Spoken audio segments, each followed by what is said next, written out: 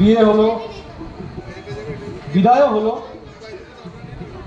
সংসার শুরু হলো, গড়াতে শুরু করেছে হালকা হালকা।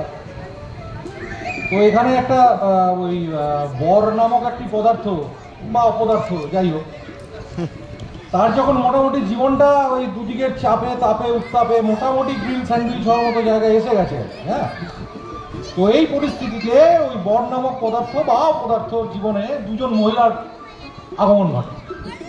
একজন তো শাশুড়ি, আরেকজন হচ্ছে বউয়ের বৌদি, নিজের নয়, বউয়ের বৌদি।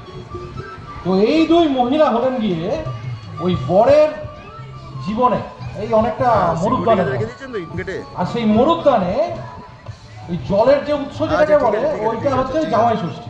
ওকে, থ্যাংক ইউ। 364 দিনের ব্যথা বেদনা জ্বালা যন্ত্রণা একেবারে বুকের পাঁজর থেকে উঠে আসে। এইটা কোনো ড্রাফটেড নয়, এটা একদম মানে স্ক্রিপ্টেড নয়।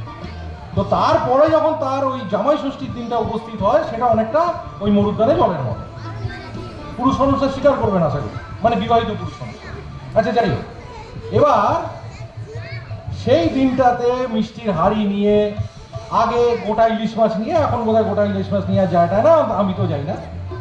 তো এইটা নিয়ে যখন শ্বশুরবাড়িতে পৌঁছানো হলো, নতুন জামা কাপড় বা ধুতি পাঞ্জাবি ইত্যাদি ইত্যাদি পরে, সেদিন হলো বরের জীবনের একটা মুখ্য।